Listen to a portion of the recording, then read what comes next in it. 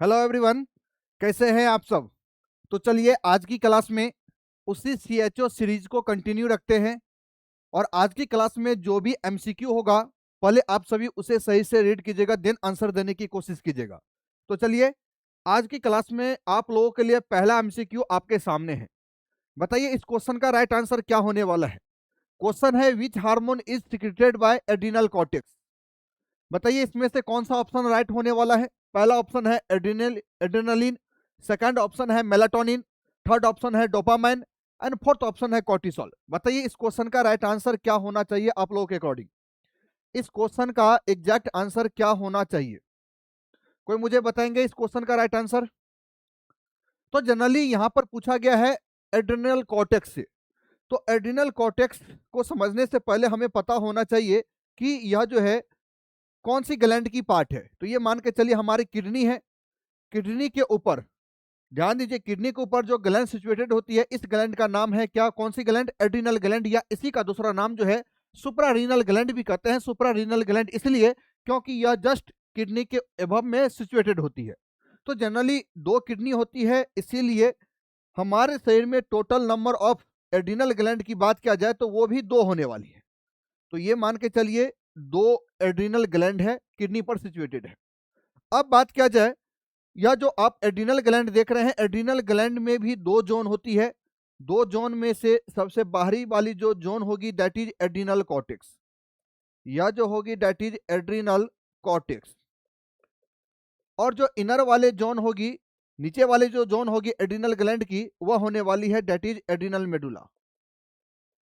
Adrenal medulla. अब बात किया जाए एड्रिनल कॉर्टेक्स, तो एड्रिनल कॉर्टेक्स को भी तीन लेयरों में डिवाइड कर सकते हैं। तीन लेयर में कौन कौन सा हो सकता है, तो ये मान के चलिए सबसे बाहरी लेयर जो होगा, ये मान के चलिए एड्रिनल कॉर्टेक्स की सबसे बाहरी लेयर हो गया। ये मान के चलिए सबसे बाहरी लेयर हो गया। बीच वाले लेयर ये मान के चलिए ये बीच वाले लेयर है। और एड्रिनल कॉर्टेक्स की सबसे इनर लेयर जो है, ये मान के चलिए थर्ड मैं लेयर बना रहा हूं ग्रीन कलर से, यह जो है, चलिए तीनों का नाम लिख लेते हैं। तो सबसे बाहरी जो कलर देख रहे हैं आप, बाहरी जो पिंक कलर में बनाया हूं, तो एड्रिनल कॉर्टेक्स का जो सबसे बाहरी लेयर होती है that is zona glomerulosa. Zona glomerulosa.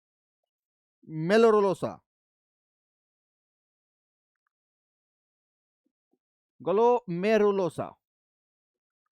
बात करें बीच वाले जो लेयर देख रहे हैं ब्लू कलर में, इस वाले लेयर को कहा जाता है जोना फेसिकुलेटा। जोना फेसिकुलेटा। और सबसे इनर लेयर जो देख रहे हैं एड्रिनल कॉर्टेक्स की, उसका नाम होता है दैट इज जोना रेटिकुलरिस। तो ये जो है जोना रेटिकुलरिस। तो एक बात तो कंफर्म हो गए कि एड्रिनल ग्लैंड की दो जोन होती है मेनली, एड्रिनल कॉर्टेक्स वाले और एड्रिनल मेडुला वाले। लेकिन एड्रिनल कॉर्टेक्स की बात किया जाए तो एड्रिनल कॉर्टेक्स में भी तीन लेयर पाई जाती है, जोना ग्लोमेरुलोसा, जोना फेसिकुलेटा और जोना रेटिकुलरिस। अब बात किया जाए, यह जोना ग्लोमेरुलोसा जो है वह कौन सी हार्मोन का सिक्रीशन करने वाला है, जिसका नाम है एल्डोस्टेरोन या मिनरलोकॉर्टिकॉइड्स। एल्डोस्टेरोन या इसी का दूसरा नाम जो है मिनरलोकॉर्टिकॉइड्स। मिनरलोकॉर्टिकॉइड्स। ये जो आप देख रहे हैं जोना फेसिकुलेटा, जोना फेसिकुलेटा से जो सिक्रीशन होने वाला हार्मोन होगा दैट इज कॉर्टिसोल।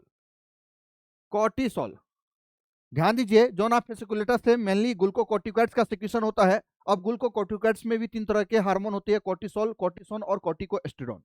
तो 95% 96% जो अमाउंट होता है वह केवल कॉर्टिसोल्स का होता है, इसीलिए प्रायोरिटी के तौर पर जो है ग्लूकोकॉर्टिकॉइड्स में मैंने केवल कॉर्टिसोल लिखा।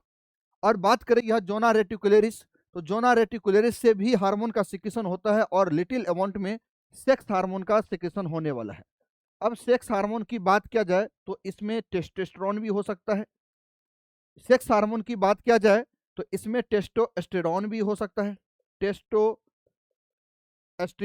भी हो सकता है। इसके बाद एस्ट्रोजन भी हो सकता है, भले ही लिटिल अमाउंट में हो लेकिन होगा। और थर्ड बात करें तो प्रोजेस्टेरोन भी हो सकता है।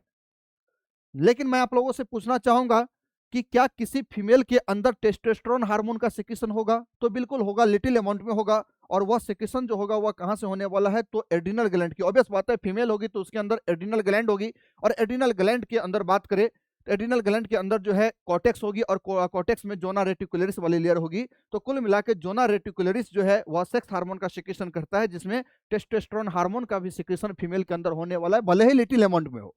लेकिन बात करें एस्ट्रोजन और प्रोजेस्टेरोन, जनरली फीमेल में मेजर अमाउंट में सिक्रीशन होती है। क्या मेल के अंदर एस्ट्रोजन और प्रोजेस्टेरोन हार्मोन का सिक्रीशन हो सकता है? तो जी हाँ, और इसका जो रेशनल जाएगा डेट इज जोना रेटिकुलरिस वाले लेयर जो होता है एड्रिनल कॉर्टेक्स की, उसके द्वारा सिक्रीशन किया जाएगा। तो बताइए इस क्वेश्चन का राइट आंसर क्या होगा? तो यहाँ पर एड्रिनल कॉर्टेक्स है, तो बताइए एड्रिनल कॉर्टेक्स से कौन सा हार्मोन का सिक्रीशन होगा? क्या एड्रेनालिन का होगा? तो एड्रेनालिन हार्मोन का जो सिक्रीशन होता है वह जनरली एड्रिनल मेडुला के द्वारा, याद रखिएगा, एड्रेनालिन और नॉर एड्रेनालिन हार्मोन का जो सिक्रीशन होता है वह एड्रिनल मेडुला के द्वारा होता है, ना कि एड्रिनल कॉर्टेक्स के द्वारा। तो ये ऑप्शन गलत जा सकता है। इसके बाद सेकंड ऑप्शन जो है मेलाटोनिन। मेलाटोनिन हार्मोन का जो सिक्रीशन होता है वह कहां से होता है? कोई मुझे बताएंगे? तो पीनियल ग्लैंड से होता है। तो पीनियल ग्लैंड से होता है, तो ये भी ऑप्शन जो है गलत जाएगी। डोपामाइन, तो याद रखिएगा डोपामाइन का जो सिक्रीशन होता है वह जनरली हमारी ब्रेन के अंदर सेल्स के द्वारा होता है, और साथ साथ लिटिल अमाउंट में जो है यह जो एड्रिनल मेडुला के द्वारा भी होता है। तो याद रखिएगा एड्रिनल मेडुला के द्वारा एपिनेफ्रिन, नॉन एपिनेफ्रिन या एड्रेनालिन, नॉन एड्रेनालिन, और कुछ अमाउंट में जो है डोपामाइन का भी सिक्रीशन होता है। तो ये भी ऑप्शन नहीं हो सकती है। यहाँ पर जो है कॉर्टिसोल, बिल्कुल कॉर्टिसोल का सिक्रीशन जो है एड्रिनल कॉर्टेक्स से होगा। लेकिन मैं आप लोगों से पूछना चाहूंगा कि एड्रिनल कॉर्टेक्स की वह कौन सी लेयर है जिसके द्वारा कॉर्टिसोल का सिक्रीशन होगा? तो एड्रिनल कॉर्टेक्स की वह लेयर का नाम है डेट इज जोना फेसिकुलेटा, और जोना फेसिकुलेटा के द्वारा जो है कॉर्टिसोल हार्मोन का सिंथेसिस होता है। तो इस क्वेश्चन का जो राइट आंसर जाने वाला है डेट इज डी। क्लियर है सभी को? ये क्वेश्चन का आंसर सभी को क्लियर है किस प्रकार से आया? तो इस क्वेश्चन का जो राइट आंसर जाने वाला है डेट इज डी। चलिए नेक्स्ट क्वेश्चन की तरफ बढ़ते हैं। अगला क्वेश्चन आप लोगों के सामने आ चुका है। बताइए इस क्वेश्चन का राइट आंसर क्या होगा? क्वेश्चन है Addison disease is caused by, Addison रोग किसके कारण से होता है? पहला ऑप्शन है एक्सिस कॉर्टिसोल, सेकंड ऑप्शन है deficiency of adrenal cortex hormones, third option है एक्सिस इंसुलिन, और एंड फोर्थ ऑप्शन है एक्सिस मेलाटोनिन। बताइए इस क्वेश्चन का राइट आंसर क्या जा सकता है? कोई मुझे बताएंगे इस क्वेश्चन का राइट आंसर क्या जा सकता है? बताइए आप लोगों के अकॉर्डिंग इस क्वेश्चन का राइट आंसर क्या होना चाहिए? तो चलिए एक बार देखते हैं एडिशन रोग किसके कारण से होता है। अब यह एडिशन जो रोग है या डिजीज है, ये भी एड्रिनल ग्लैंड की डिसऑर्डर है। तो ये मान के चलिए, ये मान के चलिए किडनी है, और किडनी के ऊपर जो ग्लैंड सिचुएटेड होती है डेट इज बताइए कौन सा? तो एड्रिनल ग्लैंड। अब अभी अभी मैंने बताया कि एड्रिनल ग्लैंड में दो जोन होती है, बाहर वाले डेट इज कॉर्टेक्स और इनर वाले डेट इज मेडुला। ये बात क्लियर है? अब एडिशन डिजीज का मतलब क्या होता है? तो यहां पर याद रखिएगा यह जो एड्रिनल कॉर्टेक्स है, एड्रिनल कॉर्टेक्स है, एड्रिनल कॉर्टेक्स में तीनों लेयर से जनरली कौन कौन सा लेयर होता है? तो zona glomerulosa, zona fasciculata, zona reticularis. तो जनरली मेनली तो दो लेयर है, कौन सा? जोना फेसिकुलेटा और zona sorry glomerulosa, zona glomerulosa, zona fasciculata वाले लेयर से हार्मोन का सिक्रीशन कम हो जाना। हालांकि साथ साथ जो है जोना रेटिकुलरिस मतलब कुछ अमाउंट में जो सेक्स हार्मोन का सिक्रीशन होता है उसको भी इन्वॉल्वमेंट कर लिया जाता है। मतलब एड्रिनल कॉर्टेक्स से जो भी हार्मोन का सिक्रीशन हो रहा है तीनों लेयर से, उसका सिक्रीशन कम हो जाए, उसका लेवल ब्लड में कम हो जाए, तो उस कंडीशन को बोलते हैं क्या? एडिशन रोग। तो क्लियर है? तो एडिशन रोग किसके कमी के कारण हो रहा है? तो एड्रिनल कॉर्टेक्स से सिक्रीशन होने वाले हार्मोन की डिफिशियंसी हो जाए। तो बताइए इस क्वेश्चन का राइट आंसर क्या होने वाला है? तो कॉर्टिसोल की अधिकता। बताइए कॉर्टिसोल, एक्सिस कॉर्टिसोल नहीं सर, कॉर्टिसोल का लेवल कम होना चाहिए तभी यह एडिशन डिजीज में जाता। तो ये ऑप्शन जो है बिल्कुल ही गलत है। सेकंड ऑप्शन है कि deficiency of adrenal cortex hormone, बिल्कुल यहाँ पर डिफिशियंसी हो रही है, दैट मींस एड्रिनल कॉर्टेक्स की जो भी हार्मोन का सिक्रीशन हो रहा है कौन कौन सा होगा? मिनरलोकॉर्टिकॉइड्स, कॉर्टिसोल, और इसके बाद बात करें कुछ अमाउंट में सेक्स हार्मोन, सभी का सिक्रीशन कम हो जाए तो उस कंडीशन को बोलते हैं क्या? बताइए, तो एडिशन डिजीज। तो इस क्वेश्चन का जो राइट आंसर जो है यह बी लग रहा है। थर्ड ऑप्शन जो है सी, इंसुलिन की अधिकता। इंसुलिन की मतलब एक्सिस इंसुलिन, याद रखिएगा एक्सिस इंसुलिन के कारण से पेशेंट में हाइपोगलाइसीमिया की कंडीशन होने वाली है। हाइपोगलाइसीमिया का मतलब होता है कि ब्लड शुगर लेवल जो है वह डिक्रीज दिखने को मिलेगा।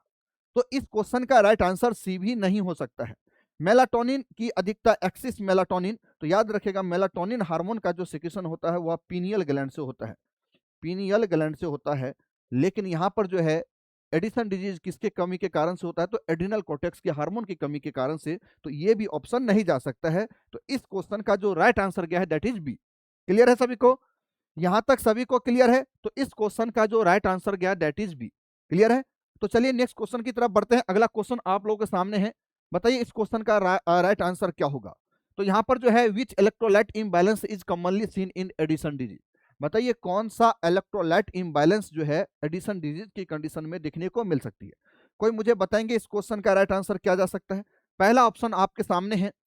पहला ऑप्शन आपके सामने है हाइपरनेट्रीमिया। सेकंड ऑप्शन है हाइपोकैलेमिया। थर्ड ऑप्शन है hyponatraemia and hyperkalaemia. And D option है हाइपरकैल्सीमिया। बताइए कोई मुझे इस क्वेश्चन का राइट आंसर क्या जाना चाहिए? आप लोगों में से कोई मुझे बताइए इस क्वेश्चन का राइट आंसर क्या जाना चाहिए? तो यहाँ पर एक बात तो क्लियर है कि एडिशन डिजीज है। और एडिशन डिजीज में बताइए कौन सा हार्मोन का सिक्रेशन कम होता है? तो एड्रिनल कॉर्टेक्स से जो भी हार्मोन है उसका सिक्रेशन कम होने वाला है। अब एड्रिनल कॉर्टेक्स से जनरली मैंने अभी अभी बताया कि मिनरलोकॉर्टिकॉइड्स या इसी का दूसरा नाम है, बताइए कौन सा? तो दैट इज एल्डोस्टेरॉन। एक तो एल्डोस्टेरॉन हार्मोन का लेवल कम हो जाए, साथ साथ जो है इससे कौन सी हार्मोन का लेवल कम हो जाए? तो कॉर्टिसोल। कॉर्टिसोल हार्मोन का लेवल कम हो जाए। अब मान के चलिए मिनरलोकॉर्टिकॉइड्स का लेवल कम हो जाएगा, मतलब एल्डोस्टेरॉन हार्मोन का लेवल कम हो जाएगा, तो क्या इफेक्ट होने वाला है? तो इससे पहले हमें पता होना चाहिए कि एल्डोस्टेरॉन हार्मोन का मुख्य काम क्या है, इसका फंक्शंस क्या है। तो सबसे पहली बात एक बार देख लेते हैं कि इस मिनरलोकॉर्टिकॉइड्स या एल्डोस्टेरॉन हार्मोन का फंक्शंस क्या है। तो पहला फंक्शन जो होता है एल्डोस्टेरॉन हार्मोन का, एल्डोस्टेरॉन हार्मोन का रिसेप्टर जो प्रेजेंट होता है वह हमारी किडनी के जो नेफ्रॉन होती है वह डीसीटी और कलेक्टिंग डक्ट पर प्रेजेंट होती है। जैसे ही एल्डोस्टेरॉन हार्मोन वहां पर बैंड होगा तो वहां से जो है सोडियम का रीएब्जॉर्प्शन करवाना शुरुआत कर देगा। दैट मीन्स किडनी के पास से सोडियम का रीएब्जॉर्प्शन करवाने का काम करता है कौन सा हार्मोन? तो वह हार्मोन का नाम है एल्डोस्टेरॉन हार्मोन। सेकंड काम जो करता है सोडियम रीएब्जॉर्प्शन जैसे हुआ तो साथ साथ वाटर का भी रीएब्जॉर्प्शन होगा। याद रखिएगा जहां जहां सोडियम वहां वहां वाटर। जनरली एक एग्जांपल से समझिए, आप ज्यादा नमक वाले खाना खा लेते हैं तो आपको प्यास भी ज्यादा लगती है। कारण क्या है कि नमक वाले खाने जो खाया, नमक में क्या है? तो सोडियम है, और सोडियम जब आप ज्यादा इंटेक करेंगे तो प्यास की दर भी बढ़ जाएगी। इसका मतलब है कि जहां जहां सोडियम वहां वहां वाटर। जैसे ही सोडियम का रीएब्जॉर्प्शन हुआ उसके कारण से बताइए क्या होने वाला है? तो सर वाटर का भी रीएब्जॉर्प्शन होने वाला है। वाटर रीएब्जॉर्प्शन की कंडीशन भी देखने को मिलने वाली है। नॉर्मल पहले हमें फंक्शन होना चाहिए, देन जो है इसके कारण से साइन सिम्टम्स निकाल सकते हैं।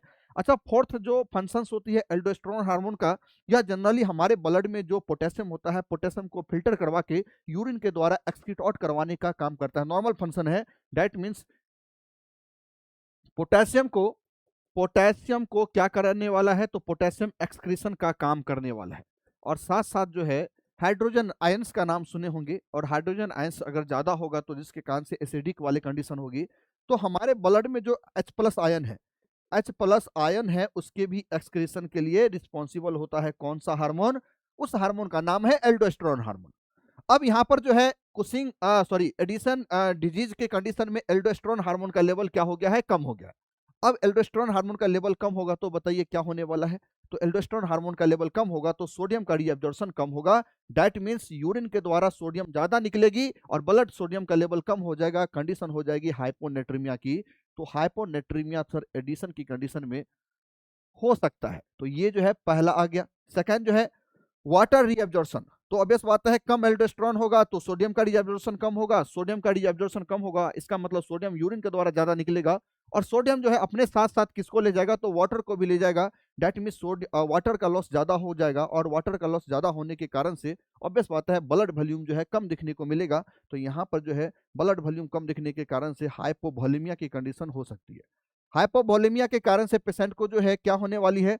हाइपोवोलेमिया के कारण से पेशेंट को हाइपोटेंशन होने वाली है, ज्यादा यूरिन एक्सक्रीशन होगा। ध्यान दीजिए, ज्यादा वाटर एक्सक्रीशन होगा यूरिन के द्वारा तो पॉलीयूरिया की कंडीशन देखने को मिल सकती है।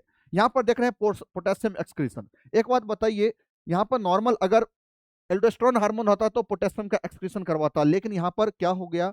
मिनरलोकॉर्टिकॉइड्स का लेवल जो है कम हो गया, और मिनरलोकॉर्टिकॉइड्स का लेवल कम होगा दैट मीन्स पोटेशियम का एक्सक्रीशन जो है कम होगा। मतलब यूरिन के द्वारा पोटेशियम एक्सक्रीशन कम होने के कारण से ब्लड पोटेशियम का लेवल बढ़ जाएगा, और ब्लड पोटेशियम का लेवल बढ़ना उस कंडीशन को बोलते हैं हाइपरकैलेमिया। हाइपरकैलेमिया। इसके बाद H प्लस आयन एक्सक्रीशन का काम करता है कौन? Aldosterone hormone. अब एल्डोस्टेरोन हार्मोन का लेवल कम होगा तो इस कंडीशन में H प्लस आयन का भी एक्सक्रीशन कम होगा, और हमारे ब्लड में जब भी H प्लस आयन का लेवल बढ़ेगा उस कंडीशन में हमारे बॉडी में होने वाला है that is metabolic acidosis. Metabolic acidosis. तो बताइए इस क्वेश्चन का राइट आंसर क्या होना चाहिए? कोई मुझे बताएंगे इस क्वेश्चन का राइट आंसर अब क्या हो सकता है? तो हाइपरनेट्रीमिया। क्या बताइए, एडिशन डिजीज में हाइपरनेट्रीमिया हो रहा है? नहीं सर, हाइपोनेट्रीमिया हो रहा है, तो ये ऑप्शन वैसे ही गलत हो गया। हाइपोकैलेमिया, क्या बताइए हाइपोकैलेमिया हो रहा है क्या यहाँ पर? नहीं सर, हाइपरकैलेमिया हो रहा है, तो सेकंड ऑप्शन भी क्या हो गया, गलत हो गया। क्या हाइपोनेट्रीमिया हो रहा है? तो सर हाइपोनेट्रीमिया तो हो रहा है, समझ में आ रहा है। क्या हाइपरकैलेमिया भी हो रहा है? नहीं सर, हाँ हाइपरकैलेमिया भी हो रहा है। हाइपोनेट्रीमिया के साथ साथ जो है हाइपरकैलेमिया भी हो रहा है, तो ये ऑप्शन जो है बिल्कुल सही लग रहा है। ध्यान दीजिए, ये ऑप्शन जो है बिल्कुल सही लग रहा है। और हाँ, नेक्स्ट ऑप्शन जो है हाइपरकैल्सीमिया, तो क्या बताइए कैल्शियम से कोई रिलेशन है एल्डोस्टेरोन हार्मोन का? तो सर कोई किसी भी प्रकार के रिलेशन नहीं है, किसी भी प्रकार के रिलेशन नहीं है। दैट मीन्स हाइपरकैल्सीमिया वाले ऑप्शन जो है बिल्कुल भी नहीं होने वाला है। तो इस क्वेश्चन का जो राइट आंसर गया दैट इज हाइपोनेट्रीमिया और हाइपरकैलेमिया। क्लियर है सभी को? तो चलिए नेक्स्ट क्वेश्चन की तरफ बढ़ते हैं। अगला क्वेश्चन आप लोगों के सामने आ चुका है। बताइए इस क्वेश्चन का राइट आंसर क्या होने वाला है? बताइए इस क्वेश्चन का राइट आंसर क्या होगा? क्वेश्चन है moon face and buffalo hump are characteristic features of. बताइए मून फेस और and buffalo hump are characteristic features of. पहला ऑप्शन है एडिशन डिजीज, सेकंड ऑप्शन है कुशिंग सिंड्रोम, थर्ड ऑप्शन है डायबिटीज मेलाटस, और डी ऑप्शन है हाइपरथायरॉयडिज। बताइए इस क्वेश्चन का राइट आंसर क्या होगा आप लोगों के अकॉर्डिंग? इस क्वेश्चन का राइट आंसर क्या जाना चाहिए आप लोगों के अकॉर्डिंग? बताइए इस क्वेश्चन का राइट आंसर क्या होगा? तो यहां पर कंडीशन क्या दे रखा है? Characteristic features of. अच्छा, ये जो है मून फेस और बफेलो हम कौन सी कंडीशन में कैरेक्टरिस्टिक फीचर्स दिखने को मिलने वाला है? तो जनरली पहला ऑप्शन देखते हैं। पहला ऑप्शन क्या है? तो एडिशन डिजीज। और एडिशन डिजीज में अभी अभी मैंने बताया कि कोर्टिसोल हार्मोन, एल्डोस्टेरोन हार्मोन और कुछ अमाउंट में जो सेक्स हार्मोन का सिक्रेशन हो रहा है सभी का अमाउंट क्या हो जाए, कम हो जाए। ऑब्वियस बात है कोर्टिसोल का लेवल कम हो रहा है। कोर्टिसोल लेवल कम होने के कारण से कभी भी याद रखिएगा मून फेस और बफेलो हम्प नहीं होने वाला है। रीजन क्या है? जनरली कोर्टिसोल हार्मोन जो है फैट का ब्रेकडाउन करता है पेरिफेरल रीजन में, और उसी फैट को फिर रीडिस्ट्रीब्यूशन करता है सेंट्रल पार्ट में। मतलब पेरिफेरल वाले पार्ट में फैट का ब्रेकडाउन करता है, लेकिन सेंट्रल बॉडी पार्ट में उसी फैट का फिर से डिपोजिशन करता है। अब बताइए यहाँ पर कोर्टिसोल का ही लेवल कम होगा एडिशन डिजीज में। पहला जो कंडीशन है कोर्टिसोल, ध्यान दीजिए इस कंडीशन में कोर्टिसोल का ही लेवल कम होगा, तो उस कंडीशन में सर फैट का ब्रेकडाउन पेरिफेरल रीजन में नहीं होगा और ना सेंट्रल पार्ट में डिपोजिट करेगा, जिसके कारण से मून फेस और बफेलो हम देखने को नहीं मिल सकता है। ध्यान दीजिए सेंट्रल पार्ट में ये जो हमारी एब्डोमेन हो गया, थोरेक्स हो गया, और ये हमारी फेस वाले रीजन हो गया, ये आने वाली है। तो जब तक यह फैट डिपोजिशन नहीं होगा फिर से, तब तक जो है मून फेस और बफेलो हम देखने को नहीं मिलने वाली है। बफेलो हम का मतलब है ये जो देख रहे हैं पोस्टीरियर पोर्शन शोल्डर वाले इस रीजन में फैट का डिपोजिशन हो जाना, तो ये नहीं हो सकता है। क्लियर है? ये जो है नहीं ऑप्शन हो सकता है। शोल्डर वाले रीजन में इस रीजन में क्या हो जाना, फैट का डिपोजिशन हो जाना, तो ये होगा बफेलो हम, तो ये ऑप्शन गलत है। Cushing syndrome. अब कुशिंग सिंड्रोम क्या होता है? तो मैंने अभी अभी बताया कि एड्रिनल ग्लैंड में दो जोन होती है, एड्रिनल कॉर्टेक्स और एड्रिनल मेडुला। अब एड्रिनल कॉर्टेक्स जो होती है, एड्रिनल कॉर्टेक्स में भी तीन लेयर कौन कौन सा, zona glomerulosa, zona fasciculata, zona reticularis.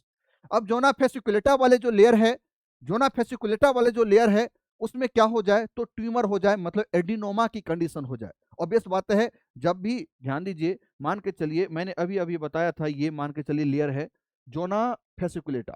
अब इस वाले लेयर में ट्यूमर का फॉर्मेशन हो जाए, और ट्यूमर का फॉर्मेशन होगा तो ऑब्वियस बात है ज्यादा सेल्स होता है ट्यूमर में, तो ज्यादा से ज्यादा कौन सी हार्मोन का सिक्रेशन बढ़ जाएगा, तो कोर्टिसोल हार्मोन का लेवल बढ़ जाएगा। अब जैसा ही कोर्टिसोल हार्मोन का लेवल बढ़ेगा, ध्यान दीजिए इस कंडीशन में कोर्टिसोल हार्मोन का लेवल जो है यानी कि ग्लूकोकॉर्टिकॉइड्स हार्मोन का लेवल जो है बढ़ने वाली है।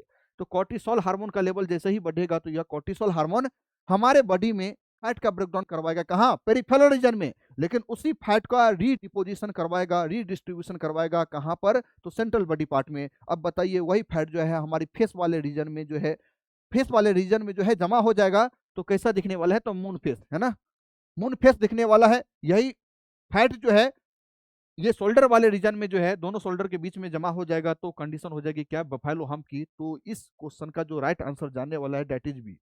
अब यहाँ पर डायबिटीज मेलाइटस, याद रखेगा डायबिटीज मेलाइटस जो है इंसुलिन की कमी के कारण से होती है। इंसुलिन की कमी हो जाए या इंसुलिन की फंक्शंस एबिलिटी कम हो जाए, दैट मीन्स रिसेप्टर जो है वह रेजिस्टेंस डेवलप कर ले, तो ये ऑप्शन जो है नहीं हो सकता है।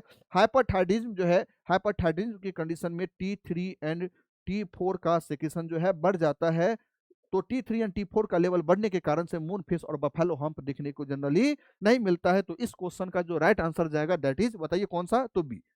क्लियर है, इस क्वेश्चन का जो राइट आंसर गया दैट इज बी। चलिए नेक्स्ट क्वेश्चन की तरफ बढ़ते हैं। अगला क्वेश्चन आप लोगों के सामने आ चुका है। अगला क्वेश्चन आप लोगों के सामने आ चुका है, बताइए which hormone is secreted by adrenal medulla. Adrenal medulla से कौन सा हार्मोन स्रावित होता है? पहला ऑप्शन है एल्डोस्टेरोन हार्मोन, सेकंड ऑप्शन है कॉर्टिसोल हार्मोन, थर्ड ऑप्शन है एपिनेफ्रिन हार्मोन और फोर्थ ऑप्शन है मेलाटोनिन हार्मोन। ये क्वेश्चन बिल्कुल भी किसी का गलत नहीं होना चाहिए। बताइए इस क्वेश्चन का राइट आंसर क्या होगा? बताइए आप लोगों में से इस क्वेश्चन का राइट आंसर क्या होगा? तो यहाँ पर एल्डोस्टेरोन हार्मोन, कोई मुझे बताएंगे एल्डोस्टेरोन हार्मोन का सिक्रेशन कहाँ से होता है? तो सर अभी अभी आपने पढ़ाया कि एल्डोस्टेरोन हार्मोन का सिक्रेशन जो है वह एड्रिनल कॉर्टेक्स की जोना ग्लोमेरुलोसा वाले लेयर से होती है। तो सर ये ऑप्शन तो बिल्कुल भी नहीं हो सकता, क्योंकि यह जो जोना ग्लोमेरुलोसा जो है कॉर्टेक्स का पार्ट है, ना कि मेडुला का। ध्यान दीजिए, ये मान के चलिए क्या है, किडनी है, ये मान के चलिए किडनी है, और किडनी के ऊपर कौन सा ग्लैंड होता है? तो सुप्रारीनल ग्लैंड या एड्रिनल ग्लैंड।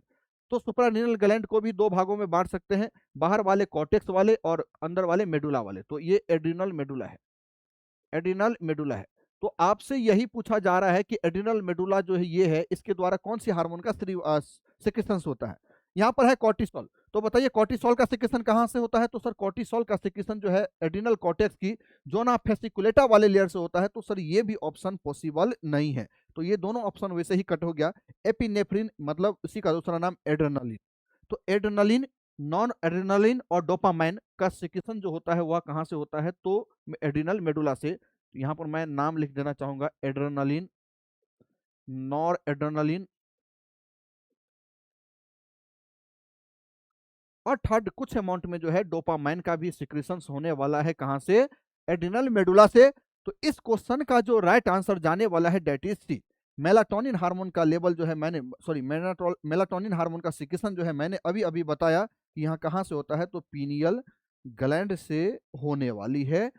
तो इस क्वेश्चन का जो राइट आंसर जाने वाला है डेट इज सी। क्लियर है सभी को? तो चलिए नेक्स्ट क्वेश्चन की तरफ बढ़ते हैं। अगला क्वेश्चन आप लोगों के सामने आ चुका है। बताइए इस क्वेश्चन का राइट आंसर क्या होने वाला है? क्वेश्चन है हाइपर पिगमेंटेशन, त्वचा का अधिक काला पड़ना किसके कारण से होता है? Hyper pigmentation is commonly seen इन, पहला ऑप्शन है कुशिंग सिंड्रोम, सेकंड ऑप्शन है एडिशन डिजीज, थर्ड ऑप्शन है डायबिटीज मेलाइटस और फोर्थ ऑप्शन है SIADH। तो बताइए मतलब एंटी डायबिटिक हार्मोन की अधिकता का सिंड्रोम। बताइए इस क्वेश्चन का राइट आंसर क्या होना चाहिए? कोई मुझे बताएंगे? अगर इस क्वेश्चन का राइट आंसर आप लोगों में से कोई बता देंगे तो मैं मान लूंगा कि आप लोगों की पढ़ाई जो है बिल्कुल अच्छी चल रही है। तो बताइए इस क्वेश्चन का राइट आंसर क्या होने वाला है?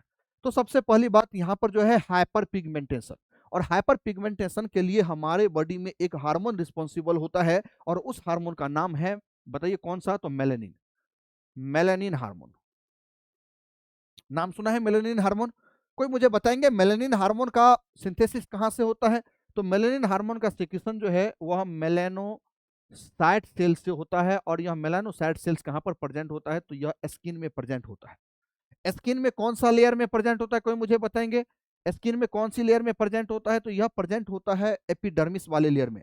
तो जनरली एपिडर्मिस की 5 लेयर होती है, स्ट्रेटम, कॉर्नियम, स्ट्रेटम, बताइए लूसिडियम, स्ट्रेटम ग्रेनुलोसम, स्पाइनोसम और स्ट्रेटम बेसल। ये स्ट्रेटम बेसल वाले जो लेयर होता है, स्ट्रेटम बेसल वाले जो लेयर होता है किसका? एपिडर्मिस का। स्किन की 2 लेयर होती है, एपिडर्मिस और डर्मिस। तो एपिडर्मिस का जो स्ट्रेटम बेसल्स वाले लेयर होता है, एपिडर्मिस की सबसे नीचे वाली जो लेयर होता है डेट इज स्ट्रेटम बेसल्स। तो ये स्ट्रेटम बेसल्स एपिडर्मिस वाले लेयर से, अच्छा, डर्मिस वाली लेयर में कौन सा सेल्स प्रेजेंट होता है? Melanocyte cells. और मेलानोसाइट सेल जो है मेलेनिन हार्मोन का प्रोडक्शन करता है, जिसके कारण से हाइपर पिगमेंटेशन होता है। लेकिन हमें कोई बताएंगे वह कौन सी कंडीशन होगी जिसके कारण से यह मेलानोसाइट सेल जो है स्टिमुलेट हो सकता है? तो मेलानोसाइट सेल्स स्टिमुलेट होने का कारण है एक तो यूवी रिच सनलाइट के एक्सपोजर में आप आएंगे तो मेलानोसाइट सेल्स के द्वारा मेलेनिन का ज्यादा सिक्रेशन होगा, और मेलेनिन का ज्यादा सिक्रेशन होगा तो उस कंडीशन में जो है हाइपर पिगमेंटेशन की कंडीशन देखने को मिल सकती है, क्योंकि मेलेनिन हार्मोन जो है डार्कनिंग ऑफ द स्किन के लिए रिस्पॉन्सिबल होती है। तो एक एक तो हो गया सनलाइट के, लेकिन यहाँ पर किसी ऑप्शन में है नहीं। सेकंड, यह मेलानोसाइट सेल जो है एक हार्मोन के द्वारा स्टिमुलेट होती है, मेलानोसाइट सेल जो ज्यादा से ज्यादा मेलानिन का सिक्रेशन करेगा, और उस हार्मोन का नाम है ACTH, एड्रीनोकॉर्टिकोट्रोपिक है ना हार्मोन, एड्रीनोकोर्टिकोट्रोपिक हार्मोन। ये एसीटीएच का सिक्रीशन जो होता है वह कहाँ से होता है, कोई मुझे बताएंगे? तो यह होने वाला है एंटीरियर पिट्यूटरी से, है ना। एंटीरियर पिट्यूटरी की कौन सी सेल से? तो वह होने वाला है कॉर्टिकोट्रॉप सेल से, कॉर्टिकोट्रॉप सेल से। अब मान के चलिए एक कंडीशन है, एक कंडीशन मान के चलिए जिसका नाम है एडिशन डिजीज। अब एडिशन डिजीज में आप जानते हैं, एडिशन डिजीज में क्या होने वाला है?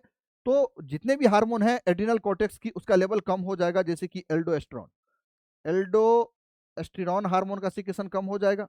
साथ साथ जो है कॉर्टिसोल, कॉर्टिसोल या इसी का दूसरा नाम है ग्लूकोकॉर्टिकॉइड्स का सिक्रीशन जो है कम होने वाला है। और कुछ अमाउंट में जो सेक्स हार्मोन का सिक्रीशन हो रहा है एड्रिनल कॉर्टेक्स के द्वारा, उसका भी लेवल कम देखने को मिल सकता है। तो ये जनरली तीनों हार्मोन का लेवल जो है एडिशन डिजीज में कम होने को देखने को मिल सकता है।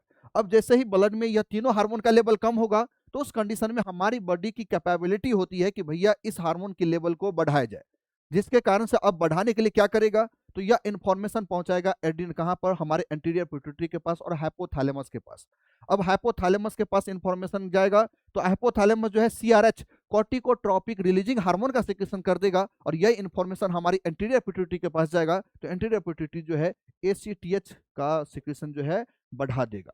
याद रखिएगा, अगर नॉर्मल एसीटीएच का लेवल रहेगा तो वह केवल और केवल एड्रिनल कॉर्टेक्स को स्टिमुलेट करेगा। एड्रिनल कॉर्टेक्स आप जानते हैं, अभी अभी मैंने बताया, ये जो है क्या? Adrenal cortex. तो ये वाले में, इस वाले में तीनों लेयर है, इसी को स्टिमुलेट करेगा। लेकिन जैसे ही एसीटीएच का लेवल नॉर्मल से ज्यादा होगा, नॉर्मल से ज्यादा होगा तो ऑब्वियस बात है, यहाँ पर याद रखिएगा एडिशन डिजीज की कंडीशन में ये हार्मोन कम होने के कारण से एसीटीएच हार्मोन का प्रोडक्शन जो है बढ़ जाता है। और एसीटीएच हार्मोन प्रोडक्शन बढ़ेगा तो वह जो है एड्रिनल कॉर्टेक्स को तो स्टिमुलेट करेगा, साथ साथ यही एसीटीएच जो है अब मेलानोसाइट सेल्स को भी स्टिमुलेट करना शुरुआत कर देगा। अब मेलानोसाइट सेल्स स्टिमुलेट होगा तो ज्यादा से ज्यादा मेलानिन हार्मोन का सिक्रीशन होगा और ज्यादा से ज्यादा मेलानिन हार्मोन का सिक्रीशन होगा, जिसके कारण से हाइपर पिगमेंटेशन की कंडीशन देखने को मिल सकती है। तो बताइए इस क्वेश्चन का जो राइट आंसर जाएगा डेट इज बी। तो जनरली हाइपर पिगमेंटेशन की कंडीशन जो है यह एड्रिनल ग्लैंड से रिलेटेड एक डिसऑर्डर है जिसका नाम है एडिशन डिजीज, उस कंडीशन में देखने को मिल सकती है। तो इस क्वेश्चन का जो राइट आंसर जाने वाला है डेट इज बी। अब कुशिंग सिंड्रोम, कुशिंग सिंड्रोम की कंडीशन में कॉर्टिसोल हार्मोन का लेवल ज्यादा होता है। कॉर्टिसोल हार्मोन का लेवल ज्यादा होगा, उस कंडीशन में एसीटीएच का लेवल जो है कोई जरूरत नहीं है ज्यादा, तो एंटीरियर पिट्यूटरी से एसीटीएच का सिक्रीशन कम हो जाता है और एसीटीएच का सिक्रीशन कम होगा तो यह मेलानोसाइट सेल्स को स्टिमुलेट नहीं कर सकता है। कुल मिला के हाइपर पिगमेंटेशन की कंडीशन नहीं हो सकती है, तो ये ऑप्शन बिल्कुल ही गलत होगा। डायबिटीज मेलाइटस, अब डायबिटीज मेलाइटस में क्या होने वाला है? तो इंसुलिन हार्मोन की production beta cells of pancreas से या तो प्रोडक्शन कम हो जाए या बात करें उसकी फंक्शंस कम हो जाए, तो ये भी ऑप्शन नहीं होने वाली है। नेक्स्ट ऑप्शन है SIADH, syndrome of inappropriate anti diabetic hormone.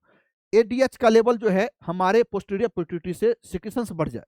अब एडीएच का लेवल बढ़ेगा तो एडीएच जो है इसका रिसेप्टर प्रेजेंट होता है किडनी के कहां पर? नेफ्रॉन के पास, डीसीटी और कलेक्टिंग डक्ट के पास, और वहां से जो है वाटर का री एब्जॉर्प्शन ज्यादा करवाएगा और वाटर का री एब्जॉर्प्शन ज्यादा करवाने के कारण से ब्लड वॉल्यूम का लेवल बढ़ाने का काम करेगा। तो ये भी ऑप्शन नहीं हो सकता है। इस क्वेश्चन का राइट आंसर, ब्लड वॉल्यूम बढ़ेगा तो हाइपर पिगमेंटेशन की कंडीशन देखने को नहीं मिलेगी, तो इस क्वेश्चन का जो राइट आंसर जाने वाला है डेट इज बी। क्लियर है सभी को? तो इस क्वेश्चन का जो राइट आंसर गया है डेट इज बी। तो चलिए नेक्स्ट क्वेश्चन की तरफ बढ़ते हैं। अगला क्वेश्चन आपके सामने आ चुका है। बताइए विच ग्लैंड सीक्रेट मेलाटोनिन। इस क्वेश्चन का आंसर मैं पहले ही लिख कर चुका हूं। बताइए कोई मुझे इस क्वेश्चन का राइट आंसर क्या हो सकता है? बताइए। तो यहां पर पीनियल ग्लैंड है। अच्छा, पीनियल ग्लैंड का कोई दूसरा नाम बता सकते हैं? तो ये मान के चलिए हाइपोथैलेमस है। हाइपोथैलेमस के नीचे एक ग्लैंड जो सिचुएटेड होती है जिसे बोलते हैं क्या? बताइए पिट्यूटरी ग्लैंड, है ना, पिट्यूटरी ग्लैंड। पिट्यूटरी ग्लैंड का दूसरा नाम जो है उसे बोलते हैं हाइपोफाइसिस, है ना। इसका दूसरा नाम जो है हाइपोफाइसिस के नाम से भी, हाइपोफाइसिस सेरिब्राई के नाम से भी जानते हैं, क्योंकि हाइपोथैलेमस से नीचे है।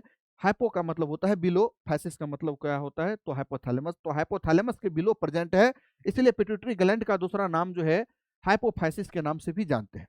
अब एक ग्लैंड होती है पीनियल ग्लैंड, यह हाइपोथैलेमस के एबव में प्रेजेंट होती है। यह ग्लैंड का क्या नाम है? तो पीनियल ग्लैंड, पीरियल ग्लैंड। अब एबव में प्रेजेंट है तो एबव के लिए एक वर्ड यूज किया जाता है that is AP.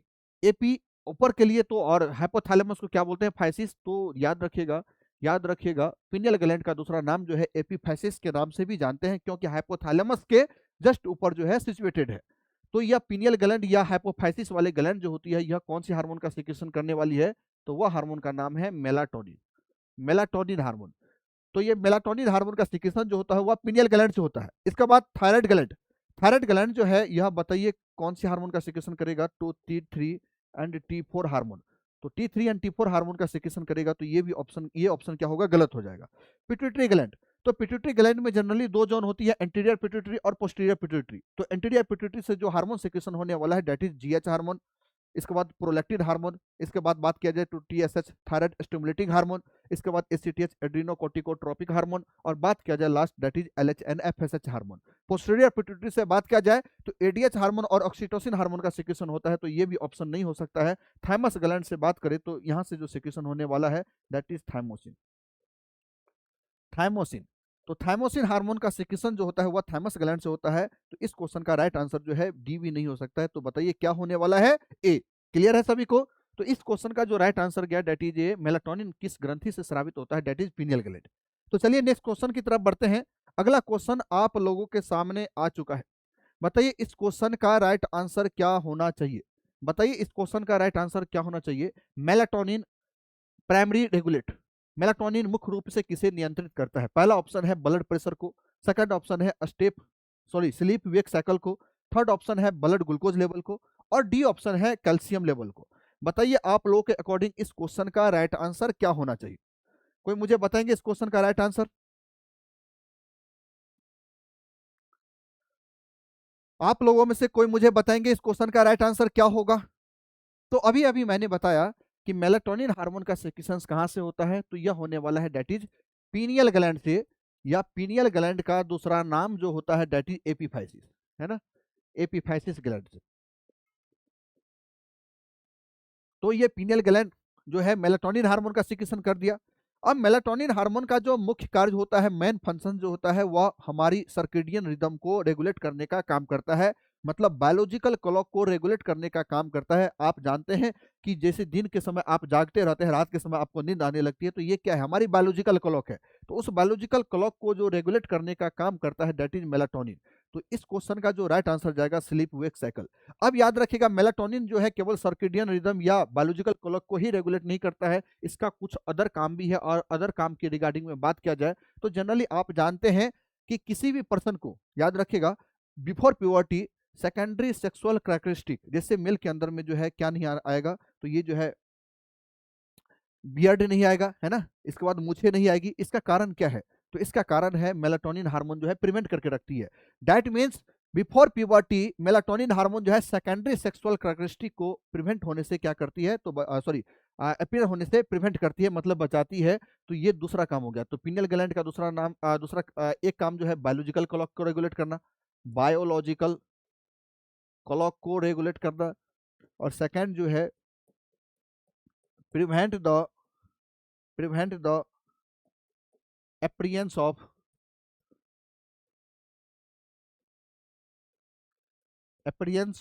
secondary sexual characteristic, secondary sexual characteristic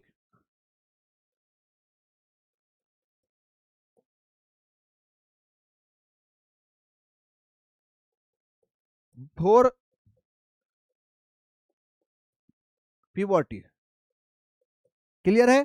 तो इस क्वेश्चन का जो राइट आंसर जाएगा that is b. Blood glucose level को जो मेंटेन करने का काम करता है, ब्लड ग्लूकोज लेवल को बढ़ाने का काम जो है जनरली ग्लूकागोन हार्मोन, है ना, ग्लूकागोन हार्मोन करता है, ग्लूकागोन हार्मोन। हालांकि बढ़ाने का काम जो है और भी हार्मोन का काम है, GH हार्मोन भी बढ़ाता है, कोर्टिसोल हार्मोन भी बढ़ाता है, थायराइड हार्मोन भी बढ़ाता है। लेकिन कम करने वाले जो हार्मोन होगा ब्लड शुगर को कम करने वाले दैट इज इंसुलिन हार्मोन, है ना। तो इस क्वेश्चन का राइट आंसर सी भी नहीं हो सकता है। कैल्शियम लेवल, कैल्शियम लेवल को बढ़ाने का काम करेगा वह पैराथायराइड हार्मोन करेगा, और बात करें कम करने का जो काम करेगा दैट इज कैल्शियोटोनिन हार्मोन करेगा। तो ये भी ऑप्शन नहीं हो सकता है। तो इस क्वेश्चन का जो राइट आंसर जाने वाला है दैट इज बी। अब ब्लड प्रेशर, तो ब्लड प्रेशर को जो कंट्रोल करता है एक हार्मोन एपिनेफ्रिन और नॉन एपिनेफ्रिन, जो हमारी एड्रिनल मेडुला से सिक्रेशन होती है, तो ये भी नहीं हो सकती है। तो इस क्वेश्चन का जो राइट आंसर गया दैट इज बी। क्लियर है सभी को? इस क्वेश्चन का जो राइट आंसर गया दैट इज बी। चलिए नेक्स्ट क्वेश्चन की तरफ बढ़ते हैं। अगला क्वेश्चन आपके सामने आ चुका है। क्वेश्चन है the thymus gland is mainly responsible for maturation of. बताइए इस क्वेश्चन का राइट आंसर क्या होगा। थाइमस ग्रंथि मुख्य रूप से किस कोशिका की परिपक्वता कराती है। B lymphocytes, T lymphocytes, red blood cells और प्लेटलेट्स। कोई मुझे बताएंगे इस क्वेश्चन का राइट आंसर क्या हो सकता है। आप लोगों में से कोई मुझे बता सकते हैं इस क्वेश्चन का राइट आंसर क्या जाना चाहिए। तो जनरली यहाँ पर जो है थाइमस ग्लैंड जो है, अब सबसे पहले आपको पता होना चाहिए थाइमस ग्लैंड, 1 सेकेंड, यह जो थाइमस ग्लैंड है यह कौन सी हार्मोन का सिक्रेशन करता है, दैट इज थाइमोसिन। थाइमोसिन, अब थाइमोसिन हार्मोन का जैसे ही सिंथेसिस करेगा, सिक्रेशन करेगा, तो यह क्या काम करेगा, तो चलिए एक बार देखते हैं। तो जनरली इसके लिए हमें याद करना पड़ेगा बोन मैरो को, है ना, बोन मैरो को। बोन मैरो से अपन कहानी को शुरुआत करते हैं। तो जनरली बोन मैरो के अंदर स्टेम सेल्स होता है और स्टेम सेल्स सभी प्रकार की ब्लड सेल्स बनाने का काम करता है, चाहे वह आरबीसी हो, डब्ल्यूबीसी हो या प्लेटलेट्स हो। तो मान के चलिए जनरली डब्ल्यूबीसी का अगर टैप्स पड़े होंगे, मान के चलिए डब्ल्यूबीसी का कभी टैप्स पड़े होंगे, तो डब्ल्यूबीसी में जनरली दो टाइप की सेल्स होती है, ग्रेन्युलोसाइट्स और second is a granulocytes, A granulocytes. अब ग्रेन्युलोसाइट्स में तीन ब्लड सेल्स आती है, व्हाइट ब्लड सेल्स की। पहला जो है न्यूट्रोफिल, न्यूट्रोफिल। सेकंड जो आता है दैट इज इओसिनोफिल,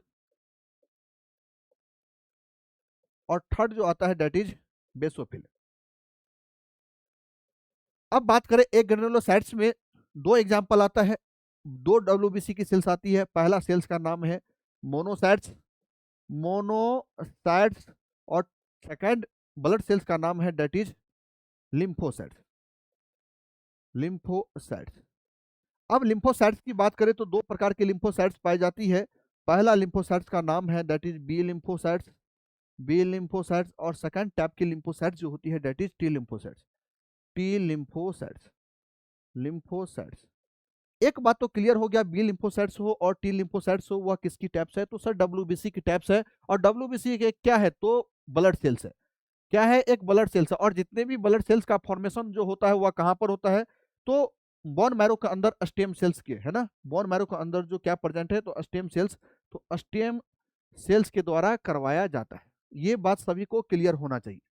तो जनरली टी लिम्फोसाइट्स और बी लिम्फोसाइट्स का ध्यान दीजिए, प्रोडक्शन या फॉर्मेशन कहाँ पर होता है, सिंथेसिस कहाँ पर होता है, स्टेम सेल्स में। तो एक साइड मैं लिखता हूँ बी लिम्फोसाइट्स, बी लिम्फोसाइट्स, और एक साइड मैं लिखता हूँ टी लिम्फोसाइट्स, टी लिम्फोसाइट्स। याद रखिएगा बी लिम्फोसाइट्स और टी लिम्फोसाइट्स। अब जनरली बी लिम्फोसाइट्स हो या टी लिम्फोसाइट्स हो, बताइए फॉर्मेशन कहाँ होगा, तो सर बोन मैरो के अंदर जो स्टेम सेल्स है वह करने वाला है। क्योंकि आपको पता होगा कोई भी ब्लड सेल्स हो डायरेक्टली एग्जाम्पल इसका आंसर जाता है बोन मैरो में होता है, तो हकीकत में बोन मैरो के अंदर स्टेम सेल्स है उसके द्वारा किया जाता है। अब बात किया जाए बी लिम्फोसाइट्स का ओरिजिन, बी लिम्फोसाइट्स हो या टी लिम्फोसाइट्स हो, यहाँ पर मैं ओरिजिन की बात करता हूँ, है ना, ओरिजिन की बात करता हूँ। तो जनरली बी लिम्फोसाइट्स हो या टी लिम्फोसाइट्स हो, इसका ओरिजिन जो है बी लिम्फो सॉरी कहाँ पे होता है, बोन मैरो के अंदर स्टेम सेल्स में होता है, बोन मैरो के अंदर ही होता है। ये भी कहाँ पर होता है, तो बोन मैरो के अंदर ही होने वाला है। इसके बाद बात किया जाए सेकंड पॉइंट डेवलपमेंट की, तो डेवलपमेंट की बात किया जाए, डेवलपमेंट की बात किया जाए, बी लिम्फोसाइट्स हो या टी लिम्फोसाइट्स हो, दोनों का डेवलपमेंट भी कहां पर होने वाला है, तो बोन मैरो के अंदर ही होने वाला है। 1 सेकेंड प्लीज।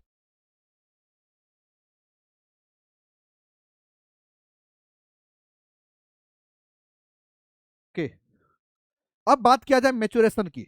तो जब मेचुरेशन वाली बात आती है, यहां पर मैं मेंशन करता हूं मेचुरेशन।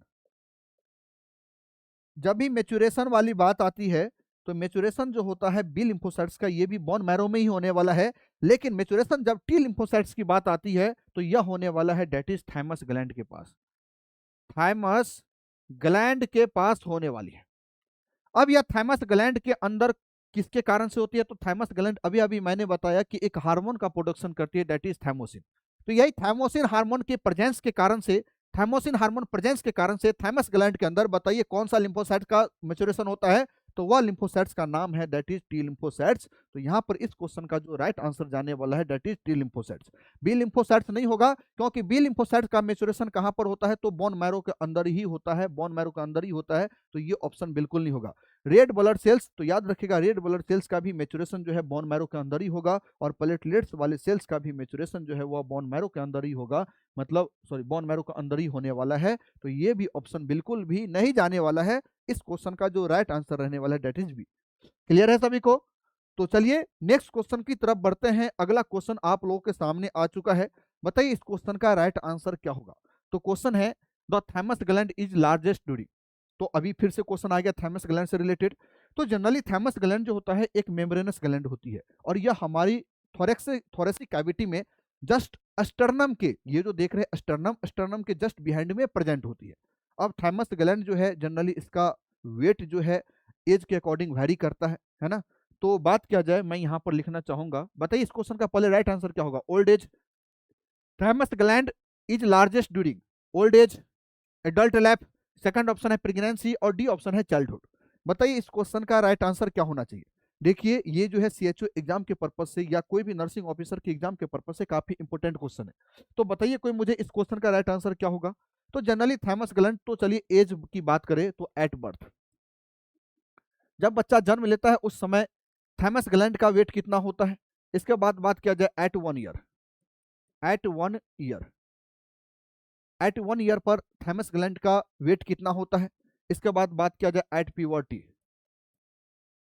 एट प्यूबर्टी कितना होता है, और बात किया जाए एट एडल्ट, है ना, एडल्ट एज ग्रुप में कितना होता है।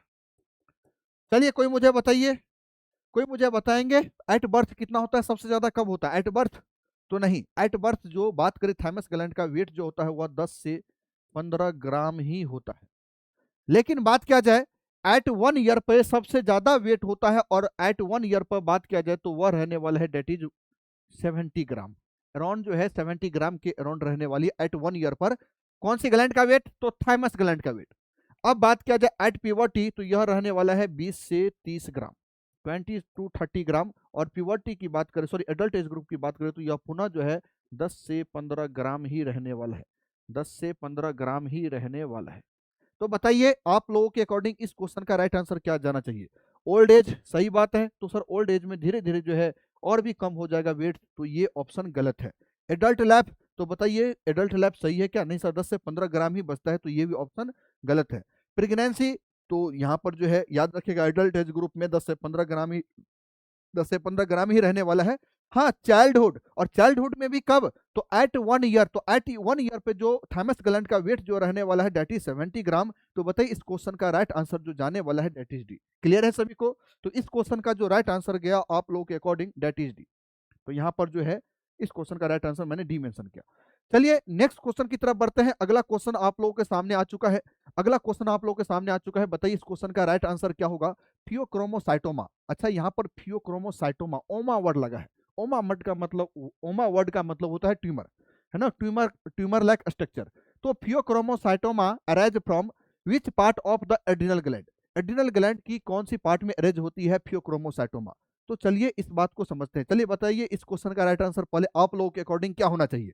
तो इस क्वेश्चन का जो पहला ऑप्शन है एड्रिनल कॉर्टेक्स, सेकंड ऑप्शन है एड्रिनल मेडुला, सी ऑप्शन है रेनल कॉर्टेक्स, और फोर्थ ऑप्शन है पिट्यूटरी ग्लैंड। बताइए इस क्वेश्चन का राइट आंसर आप लोगों के अकॉर्डिंग क्या होना चाहिए। बताइए कोई मुझे इस क्वेश्चन का राइट आंसर क्या जाएगा, कोई बताएंगे मुझे। तो चलिए सबसे पहली बात ओमा वर्ड लगा है दैट मीन्स ट्यूमर वाले कंडीशन है। इसके लिए आपको याद करना पड़ेगा एड्रिनल ग्लैंड को एक बार पुनः। तो ये मान के चलिए किडनी है, और किडनी के ऊपर ग्लैंड होती है। भगवान ने हमें 2 किडनी दिया है, तो ऑब्वियस बात है 2 एड्रिनल ग्लैंड भी होगा। तो ये मान के चलिए एड्रिनल ग्लैंड है। अब एड्रिनल ग्लैंड में जनरली 2 जोन होती है, बाहर वाली जोन जो होती है डेट इज कॉर्टेक्स वाले, और इनर वाले जो पार्ट होती है डेट इज मेडुला वाले, मतलब एड्रिनल मेडुला वाले। अब बात किया जाए एड्रिनल मेडुला जो होती है वह एक सेल से बना होता है। ध्यान दीजिए बहुत सारे सेल्स होता है इसमें, और उस सेल्स का नाम होता है फियोक्रोम सेल्स। याद रखिएगा फियो फियोक्रोम सेल्स, फियोक्रोम सेल्स। क्लियर है? एड्रिनल मेडुला जो बना होता है डेट इज फियोक्रोम सेल से बना होता है, और फियोक्रोम सेल्स के अंदर ट्यूमर बन जाए तो ओमा वर्ड यूज किया जाता है फियोक्रोम के लिए। तो इसी कंडीशन को बोलते हैं फियोक्रोमोसाइटोमा। याद रखिएगा यहां पर क्या हो जाए, तो ट्यूमर का फॉर्मेशन हो जाए, फियोक्रोम सेल्स के अंदर ट्यूमर का फॉर्मेशन हो गया, इसी कंडीशन को बोलते हैं क्या, फियोक्रोमोसाइटोमा। मैं आप लोगों से पूछना चाहूंगा कि यह फियोक्रोम सेल जो है वह कौन सी हार्मोन का सिक्रीशन करती है, सिंथेसिस करती है, तो वह रहने वाला है एपिनेफ्रिन और नॉन एपिनेफ्रिन। तो कुल मिला के जब भी ट्यूमर का फॉर्मेशन करेगा, एडिनोमा की कंडीशन होगी, तो उस कंडीशन में याद रखेगा कि एपिनेफ्रिन और नॉन एपिनेफ्रिन का लेवल जो है बढ़ने वाली है। तो याद रखेगा फियोक्रोमोसाइटोमा के कंडीशन में एपिनेफ्रिन और नॉन एपिनेफ्रिन का लेवल बढ़ेगा, और एपिनेफ्रिन नॉन एपिनेफ्रिन बढ़ने के कारण से पेशेंट का ब्लड प्रेशर जो है वो हाई देखने को मिल सकता है। तो इस क्वेश्चन का राइट आंसर कॉर्टेक्स हो सकता है क्या? सर कॉर्टेक्स की बात नहीं होगी, मेडुला। हाँ बिल्कुल सर, मेडुला वाले जो सेल्स होता है फियोक्रोम सेल से बना होता है, या क्रोमेफिन सेल से दूसरा नाम होता है। तो फियोक्रोम सेल्स के अंदर ट्यूमर लाइक स्ट्रक्चर बन जाना, तो यह जनरली होने वाला है कहाँ पर? एड्रिनल मेडुला में। तो ये ऑप्शन जो है सर सही है। डी ऑप्शन की बात किया जाए, रीनल कॉर्टेक्स। अब रीनल कॉर्टेक्स की बात करें तो रीनल में भी कॉर्टेक्स वाले रीजन होता है, तो सर यहाँ की नहीं होने वाली है। और पिट्यूटरी ग्लैंड की ट्यूमर नहीं है ये। इस क्वेश्चन का जो राइट आंसर जाने वाला है डेट इज बी। क्लियर है सभी को? तो याद रखिएगा फियोक्रोमोसाइटोमा, फियोक्रोम सेल्स में ट्यूमर लाइक स्ट्रक्चर हो जाना, दैट मीन्स फियोक्रोमोसाइटोमा। और इस कंडीशन में याद रखिएगा फियोक्रोम सेल्स में ट्यूमर हुआ जिसके कारण से एपिनेफ्रिन, नॉन एपिनेफ्रिन या एड्रेनलिन, नॉन एड्रेनलिन हार्मोन का लेवल जो है वह क्या होने वाला है? बढ़ने वाला है। और एपिनेफ्रिन और नॉन एपिनेफ्रिन बढ़ने के कारण से याद रखिएगा जितने भी ब्लड प्रेशर है वह बढ़ने वाला है, भेजो कॉन्ट्रेक्शन की कंडीशन होने वाली है। तो चलिए इस क्वेश्चन का जो राइट आंसर आप लोगों ने लगाया दैट इज बी। चलिए नेक्स्ट क्वेश्चन की तरफ बढ़ते हैं। अगला क्वेश्चन आप लोगों के सामने आ चुका है।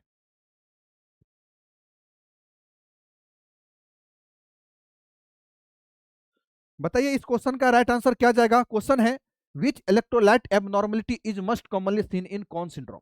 कौन सिंड्रोम आ गया? बताइए फिर से, कौन सिंड्रोम जो है एड्रिनल ग्लैंड का डिसऑर्डर है। और एड्रिनल ग्लैंड में भी बात किया जाए तो वह रहने वाला है डेट इज एड्रिनल। कोई मुझे बताएंगे कौन सी हो सकती है? कौन सी हो सकती है, कोई मुझे बताएंगे आप लोगों में से? चलिए इस क्वेश्चन का राइट आंसर टिक कीजिए।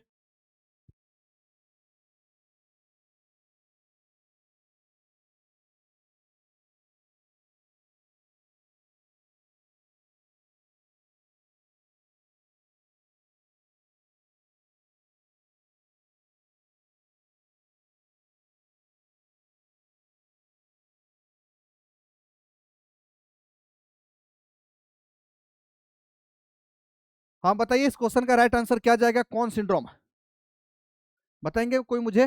तो इसके लिए आपको समझना होगा, मान के चलिए ये जो है हमारी किडनी है, और किडनी के ऊपर जो ग्लैंड होती है डेट इज सुप्रारीनल ग्लैंड। तो ये मान के चलिए सुप्रारीनल ग्लैंड है। अब सुप्रारीनल ग्लैंड में दो जोन होती है, कौन कौन सा? तो कॉर्टेक्स और मेडुला वाले। अब कॉर्टेक्स वाले रीजन में भी तीन, बताइए कौन कौन सा तीन लेयर कौन कौन सा होता है? तो जोना ग्लोमेरुलोसा, जोना फेसिकुलेटा और जोना रेटिकुलरिस। तो सबसे बाहरी जो लेयर होती है दैट इज जोना ग्लोमेरुलोसा, तो उसमें क्या हो जाए? तो ट्यूमर लाइक स्ट्रक्चर हो जाए। याद रखेगा ट्यूमर लाइक स्ट्रक्चर जो है सबसे बाहरी लेयर, एड्रिनल कॉर्टेक्स की सबसे बाहरी लेयर है, उसमें होने वाली है। अब बताइए इसके कारण से क्या होने वाला है? तो सर जोना ग्लोमेरुलोसा में अगर ट्यूमर हो जाए तो उसके कारण से एल्डोस्टेरोन हार्मोन या मिनरलोकोर्टिकॉइड्स हार्मोन का लेवल जो है बढ़ने वाली है। एल्डोस्टेरोन हार्मोन का लेवल जो है वह बढ़ने वाली है, और एल्डोस्टेरोन हार्मोन का लेवल बढ़ेगा, उसी कंडीशन को बोलते हैं क्या? कौन सिंड्रोम। अब बताइए कौन सिंड्रोम की कंडीशन में क्या होने वाली है? तो एल्डोस्टेरोन का लेवल बढ़ा। अब एल्डोस्टेरोन लेवल बढ़ा तो क्या होने वाला है? तो ऑब्वियस बात है, ज्यादा एल्डोस्टेरोन हार्मोन होगा तो सोडियम का रीअब्जॉर्प्शन भी ज्यादा होगा, और सोडियम का रीअब्जॉर्प्शन ज्यादा होगा जिसके कारण से हाइपरनेट्रीमिया की कंडीशन देखने को मिल सकती है। तो पहला जो आ गया दैट इज हाइपरनेट्रीमिया की कंडीशन हो गई। सेकंड, अगर ज्यादा सोडियम का रीअब्जॉर्प्शन हो रहा है तो कुल मिला के वाटर का भी रीअब्जॉर्प्शन ज्यादा होगा, और वाटर का रीअब्जॉर्प्शन ज्यादा होगा तो हाइपरवोलेमिया होगा, और हाइपरवोलेमिया के कारण से हाइपरटेंशन होगा। तो यहाँ पर जो है हाइपरटेंशन यानी कि हाइपरवोलेमिया हो सकता है। हाइपरवोलेमिया के कारण से क्या होगा? तो हाइपरटेंशन भी हो सकता है। इसके बाद थर्ड काम था क्या? पोटेशियम को एक्सक्रीशन करवाने का। यहाँ पर एल्डोस्टेरोन हार्मोन ही ज्यादा है, तो बताइए पोटेशियम का एक्सक्रीशन भी क्या होने वाला है? ज्यादा होने वाला है। तो यूरिन के द्वारा पोटेशियम ज्यादा निकलेगा, कुल मिला के हमारी ब्लड पोटेशियम का लेवल यानी कि सीरम पोटेशियम का लेवल कम हो जाएगा, और कंडीशन हो जाएगी डेट इज हाइपोकैलेमिया की। हाइपोकैलेमिया की। अब बताइए एल्डोस्टेरोन हार्मोन का लेवल ज्यादा है तो क्या होने वाला है? तो हाइड्रोजन आयन को ज्यादा से ज्यादा एक्सक्रीट आउट करेगा, और हाइड्रोजन आयन ज्यादा एक्सक्रीट आउट होगा तो इसके कारण से क्या होने वाला है? तो मेटाबॉलिक एल्कलोसिस की कंडीशन होने वाली है। तो फोर्थ कंडीशन जो आ गई that is metabolic metabolic alkalosis, है ना। तो इस क्वेश्चन का बताइए राइट आंसर क्या जाएगा। क्या हाइपोनेट्रीमिया हो सकता है? नहीं सर, हाइपरनेट्रीमिया हो रहा है। हाइपोकैलेमिया, हाँ बिल्कुल सर, हाइपोकैलेमिया ये जो ऑप्शन है बिल्कुल सही है। अब यहाँ पर हाइपरकैलेमिया, हाइपोकैलेमिया हो गया तो हाइपरकैलेमिया बिल्कुल भी नहीं हो सकता है। और यहाँ पर जो है हाइपर मैग्नेसीमिया कोई भी डायरेक्ट रिलेशन नहीं है। तो इस क्वेश्चन का जो राइट आंसर जाने वाला है डेट इज बी। क्लियर है सभी को? तो इस क्वेश्चन का भी राइट आंसर जो गया डेट इज बी। तो चलिए नेक्स्ट क्वेश्चन की तरफ बढ़ते हैं। अगला क्वेश्चन आप लोगों के सामने आ चुका है। बताइए इस क्वेश्चन का राइट आंसर क्या होगा? आप लोगों में से ही बताएंगे इस क्वेश्चन का राइट आंसर क्या होगा। क्वेश्चन है melatonin secretions is highest during. बताइए मेलाटोनिन हार्मोन का सिक्रेशंस कब ज्यादा होता है? मॉर्निंग में, दोपहर में, नाइट में और आफ्टर मील्स में। तो बताइए इस क्वेश्चन का राइट आंसर क्या होगा। इस क्वेश्चन का राइट आंसर कोई मुझे बताएंगे आप लोगों में से?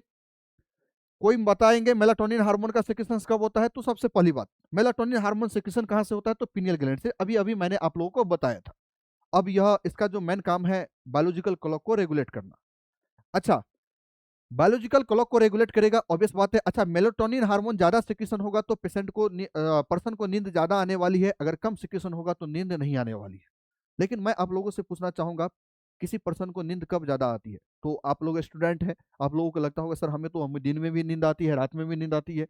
तो नॉर्मली अगर बात किया जाए तो जनरली नाइट के समय जो है हमें नींद ज्यादा आती है। रीजन है कि नाइट के समय में मेलाटोनिन हार्मोन का प्रोडक्शन जो है बढ़ जाती है, और मेलाटोनिन हार्मोन जो है स्लीप को इंड्यूस करता है। तो स्लीप का जो मेन कारण होता है वह मेलाटोनिन हार्मोन, और जनरली नाइट के समय जो है मेलाटोनिन हार्मोन का लेवल जो है वह क्या हो जाता है? बढ़ जाता है। अब आफ्टरनून या मॉर्निंग की बात करें तो यहाँ पर लाइट का एक्सपोजर ज्यादा होगा। याद रखेगा, डीम लाइट में मेलाटोनिन हार्मोन का लेवल बढ़ेगा और ब्राइट लाइट की कंडीशन में मेलाटोनिन हार्मोन का सिक्रेशन जो है वह कम होने वाला है। तो जनरली मॉर्निंग और आफ्टरनून में सर मेलाटोनिन हार्मोन का लेवल जो है कम दिखने को मिल सकता है। इसके बाद आफ्टर मील्स, तो ये कोई लॉजिक नहीं है। तो इस क्वेश्चन का राइट आंसर जो जाने वाला है डेट इज नाइट। तो एक बात याद रखेगा, डीम लाइट की कंडीशन में, डीम लाइट की कंडीशन में मेलाटोनिन मेलाटोनिन हार्मोन का लेवल जो है वह इंक्रीज होगी, और जिसके कारण से जो है स्लीप जो है पर्सन को ज्यादा होने वाली है, इंड्यूस होने वाली है। इसके बाद बात किया जाए ब्राइट लाइट, ब्राइट लाइट की कंडीशन में, ब्राइट लाइट की कंडीशन में मेलाटोनिन हार्मोन का लेवल जो है वह डिक्रीज होने वाला है, जिसके कारण से स्लीप जो है वह कम दिखने को मिलने वाली है। तो इस क्वेश्चन का जो राइट आंसर जाएगा, बताइए कौन सा जाने वाला है? तो डेट इज सी। क्लियर है सभी को? तो ये बात याद रखिएगा, यह क्वेश्चन जो है एग्जाम के पॉइंट ऑफ व्यू से काफी इंपोर्टेंट है। तो चलिए,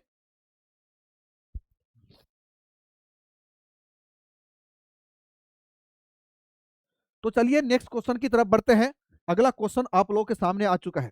बताइए इस क्वेश्चन का राइट आंसर क्या होगा। Dengue virus belong to which family. अब डेंगू वायरस से रिलेटेड क्वेश्चन आ गया है ना, कम्युनिकेबल डिजीज से रिलेटेड।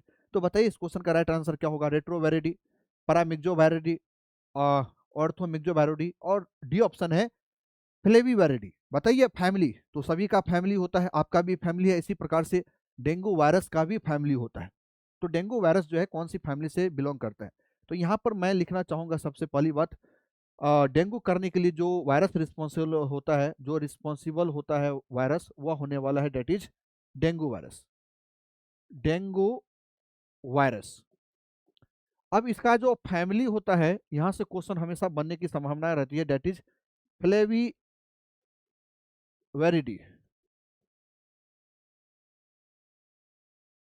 फ्लेविवारिडी। याद रखिएगा, फैमिली जो फ्लेविवारिडी है इसमें वेलो फीवर भी आता है, वेलो फीवर वाले वायरस जो है वो भी आता है। और बात करें इसकी जीनस से, तो जीनस से भी क्वेश्चन बनने की संभावनाएं होती है। तो इस जीनस का नाम होगा that is flavi virus, flavi virus. तो याद रखिएगा, फैमिली पूछे तो फ्लेविवारिडी, जीनस की बात करें तो वह होने वाला है क्या? Flavi virus. तो इस क्वेश्चन का जो राइट आंसर जाने वाला है डेट इज डी। तो इसकी फैमिली कौन सा है डेंगू वायरस की? तो डेट इज फ्लेविवारिडी, और जीनस की बात करिए, जीनस की बात किया जाए दैट इज फ्लेवी वायरस। तो इस क्वेश्चन का जो राइट आंसर जाएगा डेट इज डी। अब रेट्रोवायरस जो देख रहे हैं, रेट्रोवायरस में जनरली एचआईवी आती है, तो ए नहीं हो सकता है। तो चलिए नेक्स्ट क्वेश्चन की तरफ बढ़ते हैं। अगला क्वेश्चन आप लोगों के सामने है कि dengue the vector of dengue fever, dengue fever का वाहक कौन सा है? बताइए। डेंगू फीवर का वाहक कौन सा है? पहला ऑप्शन है एनोफिलीज मस्कीटो, सेकंड ऑप्शन है क्यूलेक्स मस्कीटो, डी और सी ऑप्शन है एडिज एजिप्टाई मस्कीटो और डी ऑप्शन है सैंड फ्लाई। बताइए इस क्वेश्चन का राइट आंसर क्या होने वाला है? कोई मुझे बताएंगे इस क्वेश्चन का राइट आंसर क्या होगा? तो जनरली डेंगू जो है एक पर्सन से दूसरे पर्सन तक कैसे फैलता है? तो इसका मेन कारण जो होता है डेट इज मस्कीटो, मतलब मच्छर तो होती है, लेकिन कौन सा? तो एक मस्कीटो है जिसका नाम है, ध्यान दीजिए, फीमेल एडिज एजिप्टाई। फीमेल और मेल भी हो सकता है, इसका मेल वर्जन भी है। तो मेल वर्जन याद रखिएगा, मेल जो है वह न्यूट्रिशंस के लिए जनरली फूलों का रस का उपयोग करता है, लेकिन फीमेल को एक का प्रोडक्शन करना होता है। तो फीमेल एडिज एजेप्टाई को एक प्रोडक्शन करने के लिए क्या चाहिए? तो अमाइनो एसिड मतलब प्रोटीन चाहिए, और प्रोटीन केवल और केवल जो है वह ह्यूमन बीइंग्स के ब्लड में पाया जाता है। तो जनरली फीमेल एडिज एजेप्टाई जो है बाइट किया अपनी प्रोटीन लेने के लिए। प्रोटीन क्यों लिया? क्योंकि उसको एक का प्रोडक्शन करना है।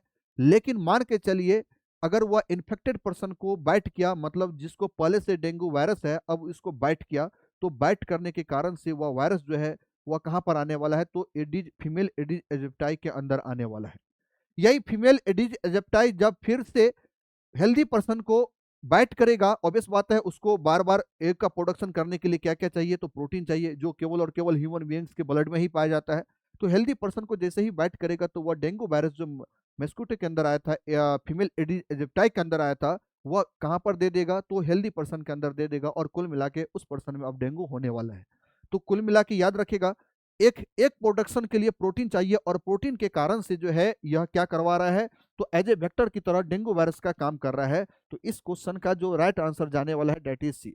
मेल एडिज एजिप्टाई जो होता है वह रिस्पॉन्सिबल नहीं होता है, तो यहाँ पर एडिज एजिप्टाई होगा, लेकिन कौन सी वाले? तो फीमेल वाले, है ना। अब एनोफिलीज मस्कीटो, याद रखिएगा एनोफिलीज मस्कीटो, बताइए क्या काम क्या रिस्पॉन्सिबल करेगा? तो एनोफिलीज मस्कीटो जो है जनरली मलेरिया के लिए रिस्पॉन्सिबल होता है, तो ये ऑप्शन नहीं होगा।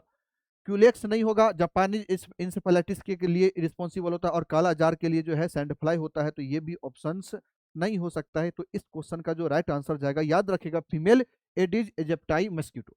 तो चलिए नेक्स्ट क्वेश्चन की तरफ बढ़ते हैं। अगला क्वेश्चन आप लोगों के सामने आ चुका है।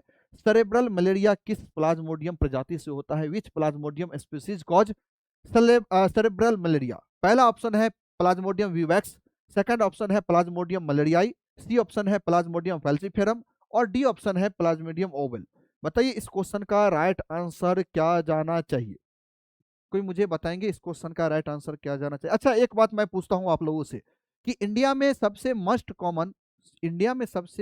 कॉमन मलेरिया इन्फेक्शन कौन सा होता है? तो यह जाने वाला है डेट इज विवैक्स। तो यहाँ पर लिखेगा प्लाज्मोडियम विवैक्स में must common malaria malaria in India. Question आया हुआ है, डायरेक्ट पूछा है कि इंडिया में सबसे मस्ट कॉमन मलेरिया कौन सी प्रजाति या कौन सी स्पीसीज के द्वारा होता है? तो वह गया आंसर पी, प्लाज्मोडियम विवैक्स। अब मलेरिया जो है यहाँ पर ध्यान दीजिए, यह जो है जनरली सेरेब्रल मलेरिया के लिए रिस्पॉन्सिबल होता है, तो ये जो है नहीं जाने वाला है। प्लाज्मोडियम प्रजाति है ना सेरेब्रल मलेरिया, हाँ very good. Cerebral malaria malaria के लिए बात किया जाए तो वह जाने वाला है प्लाज्मोडियम मलेरिया, यह जो है सेरेब्रल मलेरिया कॉज करती है। यहाँ पर बात करें प्लाज्मोडियम फैल्सीफेरम, तो प्लाज्मोडियम फैल्सीफेरम जो होता है यह मस्ट डेंजरस टाइप की मलेरियल इन्फेक्शन होता है। तो यहाँ पर एक बात लिख लीजिएगा, must dangerous malarial infection, malarial malarial infection. तो याद रखिएगा इस क्वेश्चन का जो राइट आंसर सी भी नहीं होगा, क्योंकि आपसे पूछा है कि सेरेब्रल मलेरिया, तो वह होगा दैट इज प्लाज्मोडियम मलेरियाई। इसके बाद बात करें प्लाज्मोडियम ओवल, तो यह जनरली मान के चले किसी पर्सन में बार बार मलेरिया का इन्फेक्शन हो रहा है, मतलब रिलैप्स हो रहा है, तो याद रखिएगा मलेरियल रिलैप्स के लिए, मतलब रिलैप्स के लिए जो रिस्पॉन्सिबल होता है दैट इज प्लाज्मोडियम ओवल। तो इस क्वेश्चन का जो राइट आंसर गया दैट इज प्लाज्मोडियम मलेरियाई, जो सेरेब्रल मलेरिया कॉज करने के लिए रिस्पॉन्सिबल होता है। तो चलिए नेक्स्ट क्वेश्चन की तरफ बढ़ते हैं। अगला क्वेश्चन आपके सामने आ चुका है। बताइए इस क्वेश्चन का राइट आंसर क्या होना चाहिए? कोई मुझे बताएंगे इस क्वेश्चन का राइट आंसर क्या होगा? HIV primarily attack with cells. HIV जो वायरस होता है, ह्यूमन इम्यूनो डिफिशियंसी वायरस होता है, वह हमारी WBC की कौन सी सेल्स पर मेनली अटैक करती है? बताइए इस क्वेश्चन का राइट आंसर क्या होगा? तो जनरली मैंने अभी अभी बताया था कि हमारे डब्ल्यूबीसी में ये तमाम प्रकार की सेल्स होती है, और जहां पर देख रहे हैं बी लिम्फोसाइट्स और टी लिम्फोसाइट्स होती है। तो जनरली टी लिम्फोसाइट्स की बात किया जाए तो इसमें भी डिफरेंट टाइप की और भी सेल्स होती है। इसमें एग्जांपल में बात किया जाए, यहाँ पर एग्जांपल में बात किया जाए तो होगा that is killer T cells. Second जो होगा helper T cells, helper T cells. इसके बाद बात किया जाए टी सप्रेसर सेल्स, और एक और होता है that is memory T cells. तो 4 प्रकार की सेल्स जनरली टी लिम्फोसाइट्स में पाई जाती है। अब एचआईवी वाले जो वायरस है वो हमारी डब्ल्यूबीसी की टी लिम्फोसाइट्स के टी हेल्पर सेल्स पर अटैक करती है। अच्छा, CD8 किलर टी सेल्स का दूसरा नाम जो होता है दैट इज CD8+ सेल्स। इसका टी हेल्पर सेल्स का दूसरा नाम जो होता है दैट इज CD4+ सेल्स। एक बात क्लियर रखिएगा। अब जनरली हेल्पर टी सेल्स या CD4 सेल्स जो होता है, जैसे ही हमारे शरीर में कोई किसी भी प्रकार की इन्फेक्शन होता है तो यह इंफॉर्मेशन किसको भेजता है, तो CD8 सेल्स को कि भैया इन्फेक्शन हो चुका है, वहां पर जाकर उसे किल करो। साथ साथ यह CD4 सेल्स मतलब हेल्पर टी सेल जो है बी लिम्फोसाइट्स को भी स्टिमुलेट करता है, किसके लिए, तो एंटीबॉडीज फॉर्मेशन के लिए। तो हमारे बॉडी में जो एंटीबॉडीज का फॉर्मेशन होता है वह जनरली बी लिम्फोसाइट्स के द्वारा होता है। तो एंटीबॉडीज फॉर्मेशन के लिए भी रिस्पॉन्सिबल मतलब कौन करवाने का काम करता है, तो दैट इज CD4 सेल्स। कौन करता है, तो बी लिम्फोसाइट्स। क्लियर है। तो एंटीबॉडीज का फॉर्मेशन और कुल मिलाकर टी किलर सेल्स को स्टिमुलेट करने का जो काम करेगा वह करने वाला है दैट इज CD4 सेल्स या हेल्पर टी सेल्स।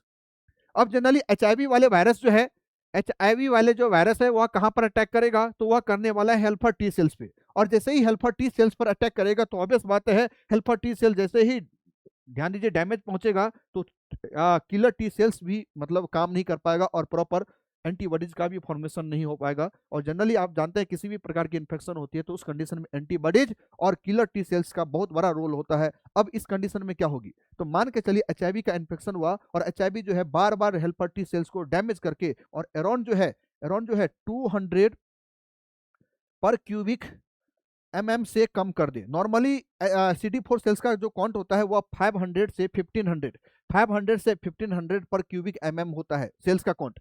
लेकिन एचआईवी की कंडीशन जब होगा तो हो सकता है धीरे धीरे जो है यह कम करके 200 पर क्यूबिक MM से कम कर दे CD4 सेल्स का काउंट। और उस कंडीशन को ध्यान दीजिए, उस कंडीशन में पेशेंट में हो सकता है क्या बताइए, एक्वायर्ड इम्यूनोडेफिशिएंसी सिंड्रोम, एड्स की कंडीशन। तो एड्स की कंडीशन में CD4 सेल्स का काउंट जो है वह क्या होने वाला है, तो 200 पर क्यूबिक MM से कम होगा, जिसके कारण से हमारे टी हेल्पर सेल जो है बहुत ज्यादा कम हो जाएगा और पेशेंट में अपॉर्चुनिटिक इन्फेक्शन होने की चांसेस जो है वह बढ़ जाएगी। तो बताइए इस क्वेश्चन का राइट आंसर क्या रहने वाला है, कोई मुझे बताएंगे इस क्वेश्चन का राइट आंसर क्या जाने वाला है। तो ये आपके सामने क्वेश्चन है। तो जनरली एचआईवी जो वायरस होता है वह कौन सी सेल्स को अटैक करता है, तो दैट इज CD4 सेल्स। इस क्वेश्चन का जो राइट आंसर जाने वाला है that is CD4 cells, B lymphocytes को नहीं करने वाला है। बी लिम्फोसाइट्स किसका फॉर्मेशन करेगा, तो एंटीबॉडीज का फॉर्मेशन करेगा। न्यूट्रोफिल्स जो होता है WBC की ग्रेनुलोसाइट्स में आता है तो एचआईवी के कारण से अफेक्टेड नहीं होता है और आरबीसी भी अफेक्टेड नहीं होता है। इस क्वेश्चन का जो राइट आंसर जाने वाला है दैट इज बी। क्लियर है। तो चलिए नेक्स्ट क्वेश्चन की तरफ बढ़ते हैं। अगला क्वेश्चन आप लोगों के सामने है आ चुका है, which enzyme converts viral RNA into DNA in HIV infection. बताइए इस क्वेश्चन का राइट आंसर क्या होगा। मतलब आरएनए से डीएनए, एचआईवी के अंदर जो जीनोम होता है वह कौन सा होता है, तो राइबोन्यूक्लिक एसिड। तो आरएनए से डीएनए बनाना पड़ेगा, क्योंकि ध्यान दीजिए जब तक डीएनए नहीं बनाएगा एचआईवी का वायरस तब तक जो है हमारे बॉडी में वह मल्टीप्लिकेशन नहीं कर सकता है, कोई इफेक्ट नहीं कर सकता है। तो यह क्या करता है, उनके अंदर जो जीनोम होता है सिंगल स्टैंडर्ड वाले आरएनए, उससे डीएनए बना लेता है और डीएनए जो है याद रखिएगा हमारे डीएनए से अटैच होकर जो है अब वायरस जो है अपने अकॉर्डिंग काम करवाना शुरुआत कर देता है। तो बताइए कौन सा एंजाइम होगा जो आरएनए से डीएनए बनाने का काम करेगा। तो यहाँ पर नॉर्मली याद रखिएगा, नॉर्मली जो है आरएनए से क्या बन रहा है, तो डीएनए। लेकिन इससे पहले आपको समझना होगा कि डीएनए से भी आरएनए बन सकता है, डीएनए से आरएनए बन सकता है। देखिए इस क्वेश्चन का आंसर जो भी होगा उस पर मैं जाऊंगा। तो डीएनए से आरएनए बनने की जो प्रोसेस होती है उससे बोलते हैं ट्रांसक्रिप्शन। ट्रांसक्रिप्शन जिसे हिंदी में अनुलेखन कहते हैं। ट्रांसक्रिप्शन में जो एंजाइम का यूज किया जाता है दैट इज ट्रांसक्रिप्टेज। ट्रांसक्रिप्टेज अब ट्रांसक्रिप्टेज एंजाइम के कारण से डीएनए से आरएनए का फॉर्मेशन होता है, लेकिन जस्ट उल्टा सोच के देखिए, आरएनए से डीएनए का फॉर्मेशन हो तो फिर क्या होगा?